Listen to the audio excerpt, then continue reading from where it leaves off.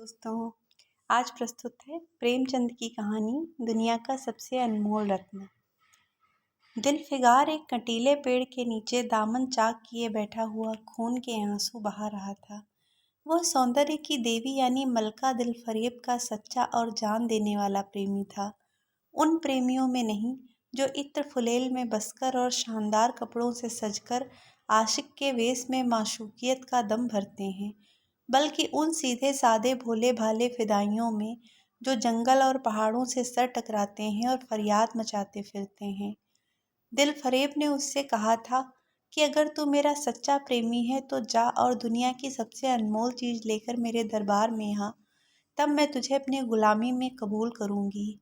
अगर तुझे वो चीज ना मिले तो खबरदार इधर रुख न करना, वरना सूली पर खिंचवा दूंगी। दिलफिगार को अपनी भावनाओं के प्रदर्शन का, शिकवे शिकायत का, प्रेमिका के सौंदर्य दर्शन का तनिक भी अवसर न दिया गया। दिलफरेब ने ज्यों ही ये फैसला सुनाया, उसके चौबदारों ने गरीब दिलफिगार को धक्के देकर बाहर निकाल दिया और आज 3 दिन से यह आफत का मारा आदमी उसी कटीले पेड़ के नीचे उसी भयानक मैदान में बैठा हुआ सोच रहा है कि क्या करूं। दुनिया की सबसे अनमोल चीज मुझको मिलेगी? नामुमकिन। और वो है क्या? कारूं का खजाना, आबे हयात, खुसरो का ताज, जामे जम, तख्ते ताऊस, परवेज की दौलत? नहीं, यह चीज़ें हरगिज़ नहीं। दुनिया में ज़रूर इससे भी महंगी, इससे भी अनमोल चीज़ें मौजूद हैं, मगर वो क्या हैं, कहाँ हैं, कैसे मिलेंगी? या खुदा, मेरी मुश्किल क्यों कर आसान होगी। दिलफिगार इन्हीं ख्यालों में चक्कर खा रहा था और अक्ल कुछ काम न करती थी। मुनीर शामी को हातिम सा मददगार मिल गया। ऐ काश कोई मेरा भी मददगार हो जाता। ऐ काश मुझे भी उस चीज़ का तो जो दुनिया की सबसे बेशकीमती चीज़ है, नाम बतला दिया जाता। बला से वो चीज़ हाथ ना आती, मगर मुझे इतना तो मालूम हो जाता कि वो किस किस्म की चीज़ है। मैं घड़े बराबर मोती की खोज में जा सकता हूँ। मैं समुंदर का गीत, पत्थर का दिल, मौत की आवाज़ और इससे भी ज़्यादा बेनिशान चीज़ों की तलाश में कमर कस सकता हूँ, मगर दुनिया की सबसे अनमोल चीज़, यह मेरी कल्पना की उड़ान से बहुत ऊपर है। आसमान पर तारे निकल आए थे। दिलफिगार एकाएक खुदा का नाम लेकर उठा और एक तरफ को चल खड़ा हुआ। भूखा प्यासा, नंगे बदन, थकन से चूर, वह बरसों वीरानों और आबादियों की खाक छानता फिरा। तलवे कांटों से छलनी हो गए, शरीर में हड्डियां ही हड्डियां दिखाई देने लगीं, मगर वह चीज जो दुनिया की सबसे बेशकीमती चीज थी, न मिली और न उसका कुछ निशान मिला। एक रोज वो भूलता भटकता एक मैदान में जा निकला, जहां हजारों आदमी गोल बांधे खड़े थे। बीच में कई अमामे और चोगे वाले दढ़ियल काजी अफसरी शान से बैठे हुए आपस में कुछ सलाह मशविरा कर रहे थे और इस जमात से जरा दूर पर एक सूली खड़ी थी। दिलफिगार कुछ तो कमजोरी की वजह से, कुछ यहाँ की कैफियत देखने के इरादे से ठिठक गया। क्या देखता है कि कई लोग नंगी तलवारें लिए एक कैदी को, जिसके हाथ में जंजीरें थी, पकड़े चले आ रहे हैं। सूली के पास पहुंचकर सब सिपाही रुक गए और कैदी की हथकड़ियां बेड़ियां सब उतार ली गईं। इस अभागे आदमी का दामन सैकड़ों बेगुनाहों के खून के छींटों से रंगीन था और उसका दिल नेकी के ख्याल और रहम की आवाज़ से जरा भी परिचित न था। उसे काला चोर कहते थे। सिपाहियों ने उसे सूली के तख्ते पर खड़ा कर दिया। मौत की फांसी उसकी गर्दन में डाल दी और जल्लादों ने तख्ता खींचने का इरादा किया कि वह अभागा मुजरिम चीख कर बोला, खुदा के वास्ते मुझे एक पल के लिए फांसी से उतार दो, ताकि अपने दिल की आखिरी आरजू निकाल लूं। यह सुनते ही चारों तरफ सन्नाटा छा गया। लोग अचंभे में आकर तकने लगे। काजियों ने एक मरने वाले आदमी की अंतिम याचना को रद्द करना उचित न समझा और बदनसीब पापी काला चोर जरा देर के लिए फांसी से उतार लिया गया। इसी भीड़ में एक खूबसूरत भोला भाला लड़का एक छड़ी पर सवार होकर अपने पैरों पर उछल उछल फर्जी घोड़ा दौड़ा रहा था और अपनी सादगी की दुनिया में ऐसा मगन था जैसे वह इस वक्त सचमुच किसी अरबी अरबी घोड़े का सहसवार है। उसका चेहरा उस सच्ची खुशी से कमल की तरह खिला हुआ था जो चंद दिनों के लिए बचपन ही में हासिल होती है और जिसकी याद हमको मरते दम तक नहीं भूलती। उसका दिल अभी पाप की गर्द और धूल से अछूता था और मासूमियत उसे अपनी गोद में खिला रही थी। बदनसीब काला चोर फांसी से उतरा, हजारों आंखें उस पर गड़ी हुई थीं। वह उस लड़के के पास आया और उसे गोद में उठाकर प्यार करने लगा। उसे इस वक्त वह जमाना याद आया जब वो खुद ऐसा ही भोला भाला, ऐसा ही खुश व खुर्रम और दुनिया की गंदगियों से ऐसा ही पाक साफ था। माँ गोदियों में खिलाती थी, बाप बलाएं लेता था और सारा कुनबा जान न्यौछावर करता था। आह, काले चोर के दिल पर इस वक्त बीते हुए दिनों की याद का इतना असर हुआ कि उसकी आंखों से, जिन्होंने दम तोड़ती हुई लाशों को तड़पते देखा और न झपकी, आंसू का एक कतरा टपक पड़ा। दिल फिगार ने लपक कर उस अनमोल मोती को हाथ में ले लिया और उसके दिल ने कहा, बेशक ये दुनिया की सबसे अनमोल चीज़ है जिस पर तख्ते ताऊस और जामे जम और आबे हयात और ज़रे परवेज सब निछावर है। इस ख्याल से खुश होता, कामयाबी की उम्मीद में सरमस्त, दिलफिगार अपनी माशूका दिल फरेब के शहर मीनोसवाद को चला। मगर ज्यों-ज्यों मंजिलें तय होती जाती थीं, उसका दिल बैठ जाता था कि कहीं उस चीज़ की, जिसे मैं दुनिया की सबसे बेशकीमत चीज़ समझता हूँ, दिल फरेब की आंखों में कद्र ना हुई तो मैं फांसी पर चढ़ा दिया जाऊँगा और इस दुनिया से नामुराद जाऊँगा। लेकिन जो हो सो हो, अब तो किस्मत आजमाई है। आखिरकार पहाड़ और दरिया तय करते शहर मीनो सवाद में आ पहुँचा और दिल फरेब की ड्योढ़ी पर जाकर विनती की कि थकान से टूटा हुआ दिलफिगार खुदा के फजल से हुक्म की तामील करके आया है और आपके कदम चूमना चाहता है। दिल फरेब ने फौरन उसे अपने सामने बुला भेजा और एक सुनहरे पर्दे की ओट से फरमाइश की कि वह अनमोल चीज़ पेश करो। दिलफिगार ने आशा और भय की एक विचित्र मना स्थिति में वो बूंद पेश की और उसकी सारी कैफियत बहुत पुरअसर लफ्ज़ों में बयान की। दिल फरेब ने पूरी कहानी बहुत गौर से सुनी और वो भेंट हाथ में लेकर जरा देर तक गौर करने के बाद बोली, दिलफिगार, बेशक तूने दुनिया की एक बेशकीमत चीज़ ढूंढ निकाली, तेरी हिम्मत और तेरी सूझबूझ की दाद देती हूँ, मगर ये दुनिया की सबसे बेशकीमत चीज़ नहीं। इसलिए तू यहाँ से जा और फिर कोशिश कर। शायद अब की तेरे हाथ वो मोती लगे और तेरी किस्मत में मेरी गुलामी लिखी हो। जैसा कि मैंने पहले ही बतला दिया था, मैं तुझे फांसी पर चढ़वा सकती हूँ, मगर मैं तेरी जाँ बख्शी करती हूँ इसलिए कि तुझमें वो गुण मौजूद है जो मैं अपने प्रेमी में देखना चाहती हूँ और मुझे यकीन है कि तू ज़रूर कभी न कभी कामयाब होगा। नाकाम और नामुराद दिलफिगार इस माशूकाना इनायत से ज़रा दिलेर होकर बोला, ए दिल की रानी, बड़ी मुद्दत के बाद तेरी ड्योढ़ी पर सजदा करना नसीब होता है। फिर खुदा जाने ऐसे दिन कब आएंगे। क्या तू अपने जान देने वाले आशिक के बुरे हाल पर तरस न खाएगी और क्या अपने रूप की एक झलक दिखाकर इस जलते हुए दिलफिगार को आने वाली सख्तियों के झेलने की ताकत न देगी। तेरी एक मस्त निगाह के नशे से चूर होकर मैं वह कर सकता हूँ जो आज तक किसी से न बन पड़ा हो। दिलफरेब आशिक की यह चाव भरी बातें सुनकर गुस्सा हो गई और हुक्म दिया कि इस दीवाने को खड़े खड़े दरबार से निकाल दो। चौबदार ने फौरन गरीब दिलफिगार को धक्के देकर यार के कूचे से बाहर निकाल दिया। कुछ देर तक तो दिलफिगार अपनी निष्ठुर प्रेमिका की इस कठोरता पर आंसू बहाता रहा और सोचने लगा कि कहाँ जाऊं। मुद्दतों रास्ते नापने और जंगलों में भटकने के बाद आंसू की ये बूंद मिली थी। अब ऐसी कौन सी चीज़ है जिसकी कीमत इस आबदार मोती से ज़्यादा हो। हज़रते खिज़्र, तुमने सिकंदर को आबे हयात के कुएं का रास्ता दिखाया था, क्या मेरी बाँह न पकड़ोगे। सिकंदर सारी दुनिया का मालिक था, मैं तो एक बेघर बार मुसाफिर हूँ। तुमने कितनी ही डूबती किश्तियाँ किनारे लगाई हैं, मुझ गरीब का भी बेड़ा पार करो।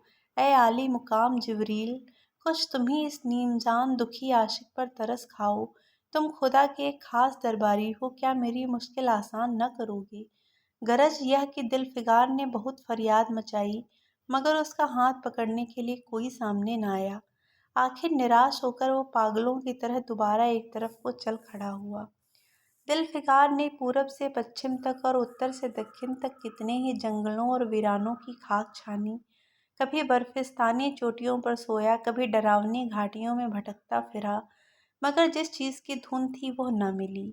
यहाँ तक कि उसका शरीर हड्डियों का एक ढांचा रह गया। एक रोज वह शाम के वक्त किसी नदी के किनारे खस्ता हाल पड़ा हुआ था। बेखुदी के नशे से चौंका तो क्या देखता है कि चंदन की एक चिता बनी हुई है और उस पर एक युवती सुहाग के जोड़े पहने, सोलहों सिंगार किए बैठी है। उसकी जांघ पर उसके प्यारे पति का सर है। हजारों आदमी गोल बांधे खड़े हैं और फूलों की बरखा कर रहे हैं। एकाएक चिता में से खुद ब खुद एक लपट उठी। सती का चेहरा उस वक्त एक पवित्र भाव से आलोकित हो रहा था। चिता की पवित्र लपटें उसके गले से लिपट गईं और दम के दम में वो फूल सा शरीर राख का ढेर हो गया। प्रेमिका ने अपने को प्रेमी पर न्यौछावर कर दिया और दो प्रेमियों के सच्चे पवित्र अमर प्रेम की अंतिम लीला आंख से ओझल हो गई। जब सब लोग अपने घरों को लौटे तो दिलफिगार चुपके से उठा और अपने चाक दामन कुर्ते में यह राख का ढेर समेट लिया और इस मुट्ठी भर राख को दुनिया की सबसे अनमोल चीज समझता हुआ सफलता के नशे में चूर यार के कूचे की तरफ चला।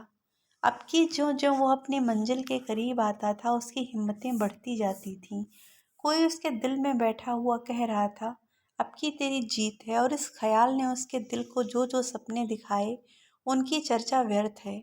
आखिरकार वो शहर मीनो सवाद में दाखिल हुआ और दिल फरेब की ऊंची ड्योढ़ी पर जाकर खबर दी कि दिलफिगार सुरखरू होकर लौटा है और हुजूर के सामने आना चाहता है।